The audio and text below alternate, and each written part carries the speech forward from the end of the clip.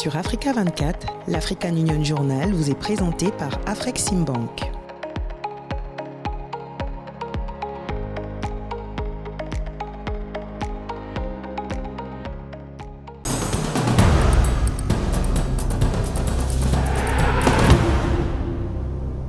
Ravi de vous retrouver sur les antennes d'Africa 24. L'Afrique dispose de ressources minières stratégiques au cœur des industries du futur. Pourtant, le continent capte encore une faible part de leur valeur issue de leur exploitation. Dans un contexte de recomposition des chaînes d'approvisionnement et de tensions géopolitiques, une question s'impose. Comment transformer cette richesse en levier réel de développement? Élément de réponse dans cette édition de l'Africa Union Journal. Bienvenue à tous.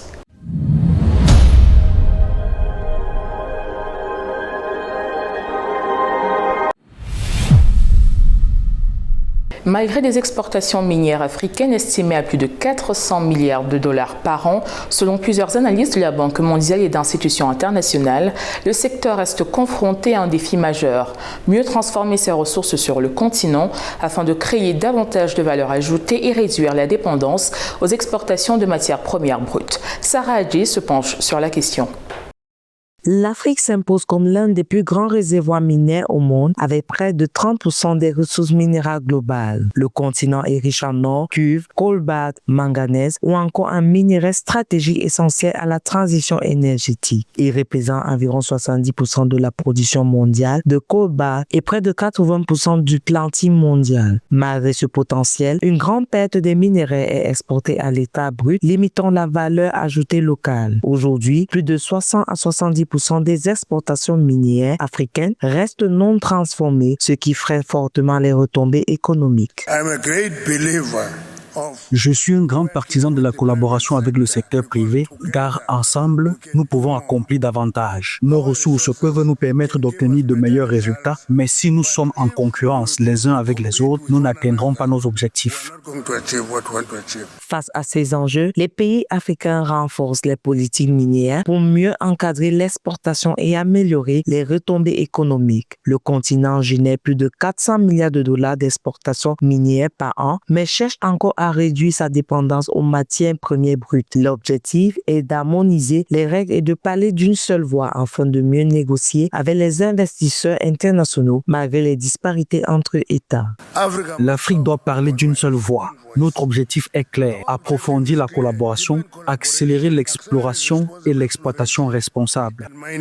Le secteur minier africain repose encore largement sur l'exportation brute malgré son énorme potentiel. Le continent détient environ 30% des ressources minérales mondiales et produit près de 70% du cobalt mondial, essentiel pour la transition énergétique. Cependant, la transformation locale reste faible, ce qui limite les bénéfices économiques. Les experts insistent donc sur l'exploration, l'investissement et l'industrialisation pour faire du secteur minier un véritable moteur de croissance durable. It is therefore befitting that the theme of this year's endeavor is Il est donc approprié que le thème de l'initiative de cette année soit plus fort ensemble, le progrès par le partenariat. Ce qui signifie que ce ne sont pas seulement les gouvernements qui doivent travailler ensemble. Nous devons travailler avec le secteur privé. Je sais qu'en Afrique, travailler avec le secteur privé est presque un tabou parce que ce sont nos ressources, nous devons en être propriétaires et les gérer nous-mêmes. Mais je crois profondément à la coopération avec le secteur privé car ensemble, nous pouvons accomplir davantage. Nos ressources peuvent donner de meilleurs résultats. We can do more. Our resources can give us better results. Le secteur minier africain reste un pilier majeur de l'économie mondiale avec près d'un tiers des ressources minérales et plus de 400 millions de dollars d'exportation par an. Mais la faible transformation locale limite encore ses retombées. L'enjeu est donc clair, renforcer la souveraineté minière de l'Afrique et faire de ses ressources un moteur de développement durable et inclusif. L'Afrique regorge de ressources stratégiques indispensables à la transition énergétique mondiale. 30% des réserves minérales mondiales, mais dispose encore de moins de 20% de ses ressources sur son propre sol et une grande partie de ses richesses quitte encore le continent à l'état brut. Aujourd'hui, un tournant s'opère, celui de la transformation locale, un enjeu économique mais surtout un enjeu de souveraineté. Les détails avec Lucrèce Mbogol-Evina. Pendant des décennies, l'Afrique a été un acteur central de l'extraction minière mondiale, mais un acteur marginal dans la création de valeur. La République démocratique du Congo à elle seule assure plus de 70% de la production mondiale de cobalt, un métal essentiel aux batteries électriques. De la bauxite de Guinée au lithium du Zimbabwe, les minéraux africains alimentent les industries mondiales sans toujours profiter pleinement aux économies locales. Aujourd'hui, ce déséquilibre est de plus en plus contesté. Chaque année, selon plusieurs estimations internationales, plus de 80% des minéraux africains sont encore exportés à l'état brut ou semi-transformés, limitant fortement la création de valeur sur le continent. Car derrière chaque tonne de minerais bruts exportés, ce sont des opportunités industrielles, des emplois qualifiés et des milliards de dollars de valeur ajoutée qui échappent au continent. Nous disposons de plus grandes réserves de ces métaux indispensables à la transition. Mais aujourd'hui, au sein du groupe stratégique africain sur les minéraux, nous affirmons clairement que nous ne voulons plus être de simples fournisseurs comme nous l'avons été pendant très longtemps. Cette fois-ci, nous voulons être des partenaires stratégiques.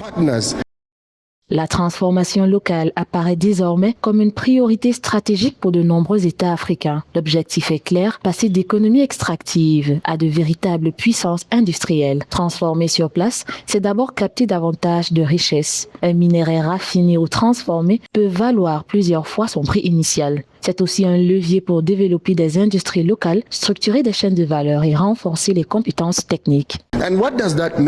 Nous voulons transformer localement, même s'il s'agit d'une transformation primaire dans un premier temps. Ensuite, nous pourrons exporter. Mais surtout, nous voulons que les industries soient installées ici, et c'est possible.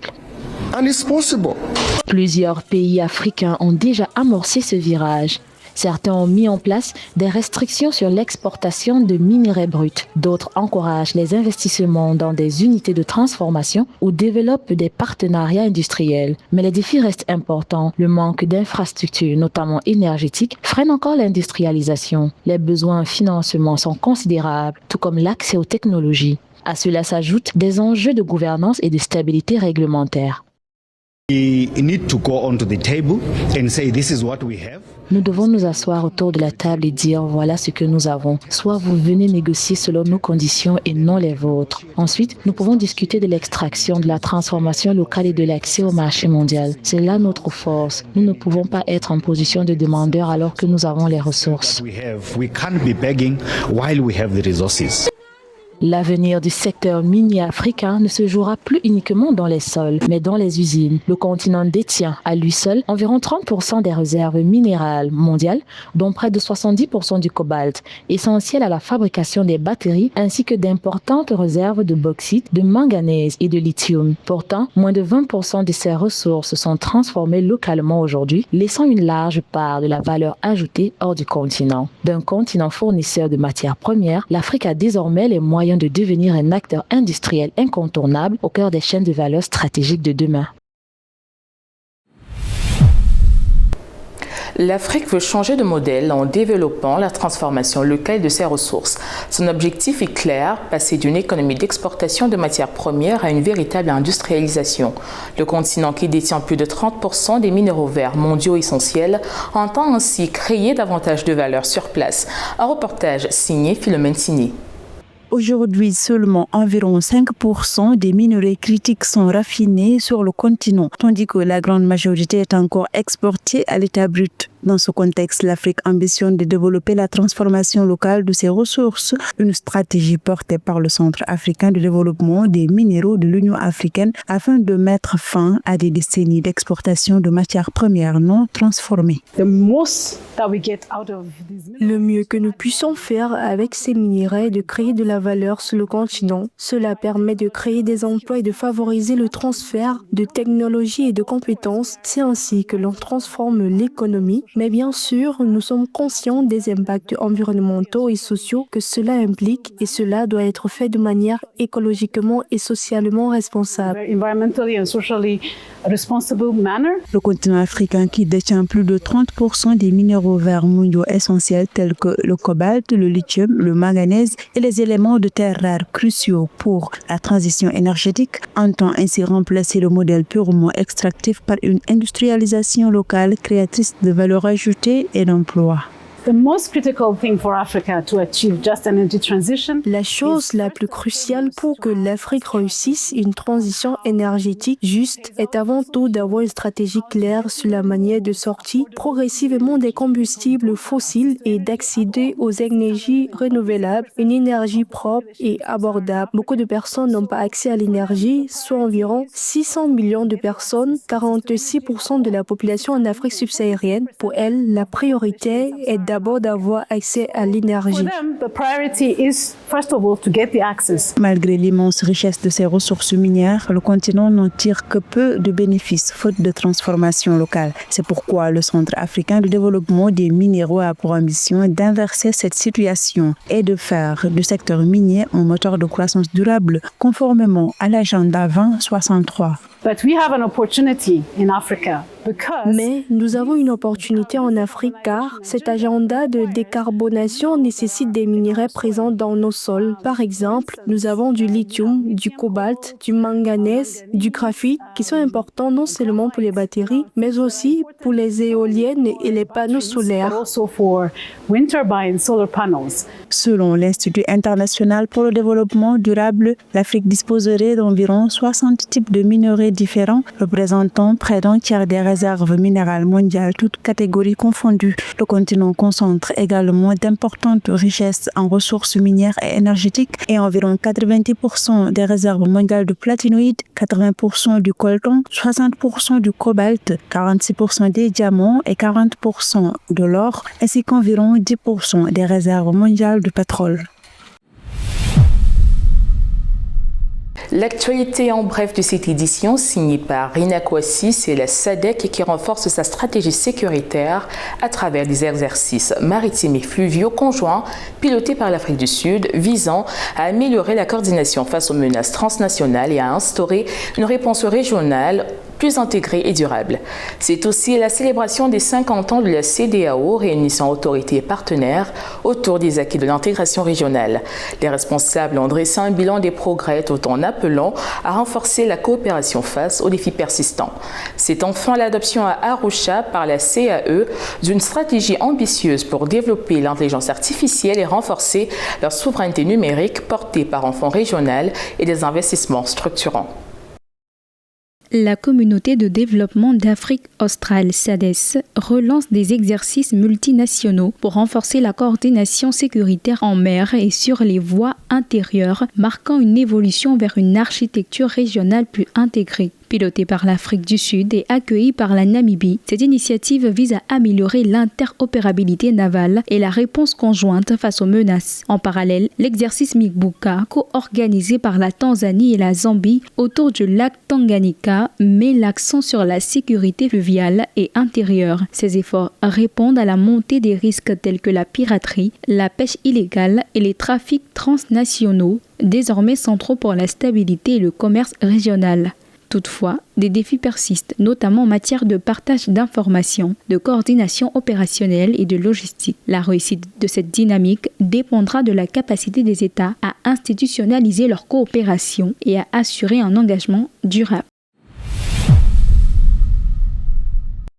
La représentation permanente de la communauté économique des États de l'Afrique de l'Ouest, CEDEAO, au Togo, a organisé à Lomé une cérémonie commémorative des 50 ans de l'organisation. La cérémonie a réuni autorités, diplomates et partenaires autour des avancées de l'intégration régionale. Organisé au centre des conventions de Lomé, l'événement a rassemblé près de 800 participants issus des États membres, mettant en avant la diversité culturelle, le potentiel économique de la région. Les responsables ont salué les progrès réalisés depuis 1975 en matière de libre circulation, de coopération économique et de stabilité sécuritaire. Les interventions ont également insisté sur les défis persistants et la nécessité de renforcer la solidarité régionale. La vision 2050 de l'organisation a été réaffirmée comme feuille de route pour une CEDEAO des peuples, inclusive et prospère. En parallèle, plusieurs institutions ont exposé leur action en faveur du développement régional. Cette commémoration marque une étape symbolique dans la consolidation d'une communauté ouest-africaine plus intégrée et résiliente.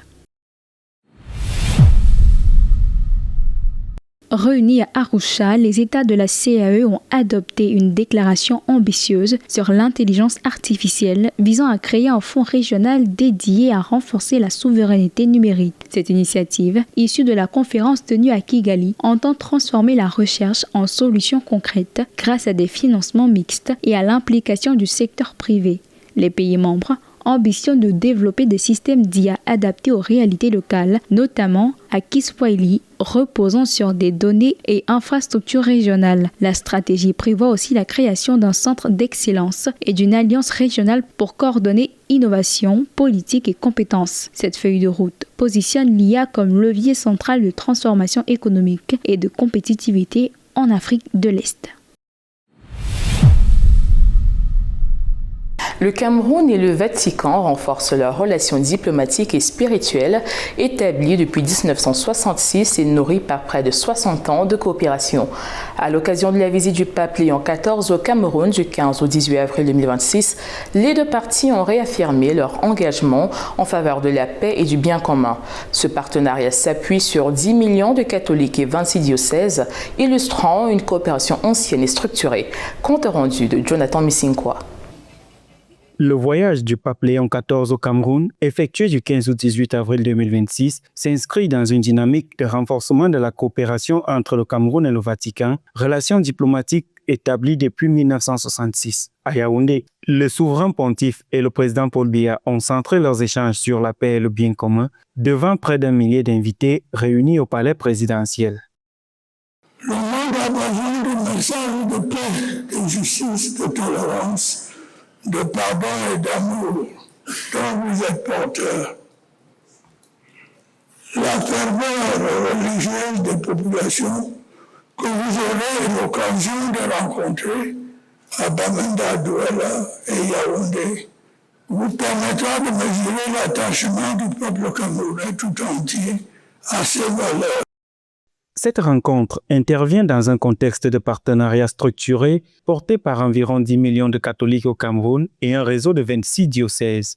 Les discussions ont mis en avant la nécessité de consolider l'unité nationale et la cohésion sociale, tout en renforçant le dialogue entre institutions religieuses et publiques au service du développement et de la stabilité.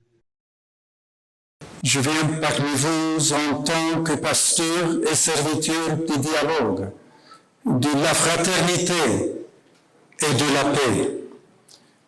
Ma visite exprime l'affection des successeurs de Pierre pour tous les Camerounais, ainsi que le désir d'encourager chacun à poursuivre avec enthousiasme et persévérance la construction du bien commun. Cette étape camerounaise met en lumière des enjeux majeurs: la promotion de la paix dans les régions anglophones touchées par le conflit, le dialogue interreligieux, le développement humain intégral et l'accompagnement de la jeunesse. Le parcours du pape au Cameroun a inclus Yaoundé, Bamenda et Douala, avec des moments forts comme la rencontre pour la paix à Bamenda et des visites pastorales.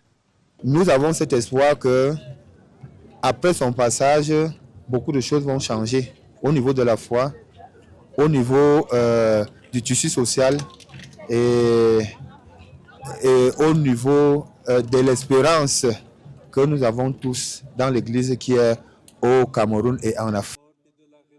Au-delà du symbole spirituel, cette visite confirme une coopération bilatérale consolidée, encadrée notamment par l'accord cadre signé en 2014. Elle ouvre la voie à un approfondissement des échanges dans les domaines de la paix, de l'éducation et de l'action sociale, renforçant un partenariat ancien et multidimensionnel entre Yaoundé et le Saint-Siège.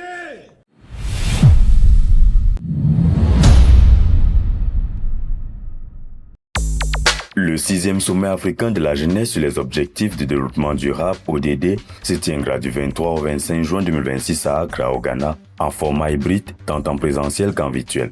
Organisé autour du thème Reimagining Africa through Youth-Driven Solutions, l'événement réunira plus d'1 millier de jeunes leaders, décideurs, ONG, agences onusiennes et acteurs du secteur privé. Les échanges porteront sur l'innovation, l'emploi des jeunes, la gouvernance participative, l'égalité sociale et la lutte contre les inégalités. Les participants travailleront également sur des solutions concrètes pour accélérer la mise en œuvre des ODD à l'horizon 2030. La 44e conférence annuelle sur les transports d'Afrique australe, SATEC 2026, se déroulera du 6 au 9 juillet 2026 à Pretoria en Afrique du Sud. Ce rendez-vous majeur du secteur des transports en Afrique australe réunira des ingénieurs, chercheurs, décideurs publics, opérateurs logistiques et institutions régionales. Les travaux seront axés sur la modernisation des infrastructures de transport, la mobilité durable, la digitalisation des systèmes logistiques et l'intégration régionale. L'événement vise à proposer des solutions innovantes pour améliorer la connectivité et soutenir la croissance économique dans la région SADC. Le Africa-Caribbean Trade and Investment Forum Active 2026 se tiendra du 29 au 31 juillet 2026 à St. Kitts et Nevis. Cette plateforme stratégique de coopération réunira chefs d'État, ministres, investisseurs, institutions financières et représentants du secteur privé d'Afrique et des Caraïbes. Les discussions porteront sur le renforcement des échanges commerciaux, les investissements croisés, la transformation économique et la coopération sud-sud. L'objectif principal est de consolider un partenariat économique durable entre les deux régions, notamment dans les domaines du commerce, de l'énergie, de l'agriculture et du tourisme. Le Dr Marit Kitao prend les commandes par intérim du Centre africain pour le développement minier AMDC, une institution clé de l'Union africaine chargée de transformer les ressources minières du continent en véritable levier d'industrialisation et de développement économique durable. Son portrait avec Christian Jérôme Belobo. Le docteur Marie Kitao ouvre un nouveau chapitre de sa carrière à la tête du Centre africain pour le développement minier, AMDC, où elle vient d'être nommée directrice par intérim. Une désignation stratégique pour cette spécialiste reconnue des politiques minières et de la gouvernance des ressources naturelles, appelée à conduire l'une des principales institutions africaines chargées de transformer le potentiel minier du continent en levier de développement économique. Pour que l'Afrique parvienne à une transition énergétique juste, le plus important est avant tout de se doter d'une stratégie visant à éliminer progressivement les combustibles fossiles et à passer aux énergies renouvelables, c'est-à-dire à une énergie propre et abordable. Institution spécialisée de l'Union africaine, l'AMDC est l'organe chargé de la mise en œuvre de la vision minière africaine adoptée pour aider les États à mieux exploiter leurs ressources minières. Sa mission consiste à accompagner les gouvernements dans l'élaboration des politiques minières efficaces, renforcer la gouvernance du secteur extractif, promouvoir la transformation locale des minerais et encourager la création des chaînes de valeur industrielles sur le continent. L'objectif est clair, faire des richesses minières africaines un moteur d'industrialisation durable. Le mieux que nous puissions faire avec ces minerais, c'est de créer de la valeur ajoutée sur le continent. Cela permet de créer des emplois et de favoriser les transferts de technologies biotechnologiques et de compétences. C'est ainsi que l'on transforme l'économie. Mais bien sûr, nous sommes conscients de l'impact environnemental et social que cela implique, et cela doit se faire dans le respect de l'environnement et de la responsabilité sociale.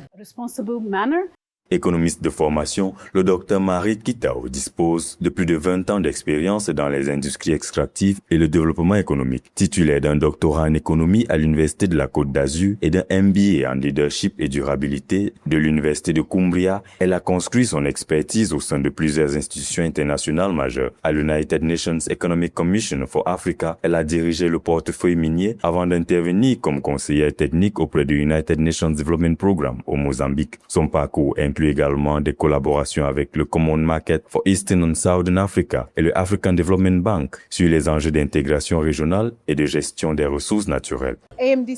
L'AMDC a vu le jour en 2013 au sein de la CEA. Notre mission principale consiste à mettre en œuvre la vision minière pour l'Afrique. Celle-ci envisage les minéraux tout au long de la chaîne de valeur, en veillant à ce qu'elle débouche sur un développement durable et une croissance inclusive. Aucun continent ne s'est développé sans industrialisation et l'Afrique ne fera pas exception. Nos minéraux constituent donc nos atouts. À la tête de l'AMDC, Dr Marie Kitao devra désormais accélérer la mise en œuvre de la vision minière africaine dans un contexte mondial marqué par la montée en puissance des minerais critiques comme le lithium, le cobalt ou le graphite. Ces priorités porteront sur la transformation locale des minerais, le développement des filières industrielles africaines, l'amélioration de la transparence dans la gouvernance minière et une meilleure captation des revenus par les États africains. Un défi de taille pour un continent qui détient près de 40% des réserves minérales mondiales, mais dont la valeur ajoutée continue encore largement de se construire hors de l'Afrique.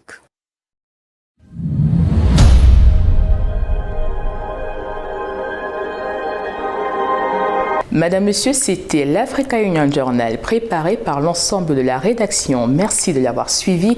Tout de suite, une nouvelle édition de l'actualité africaine sur nos antennes.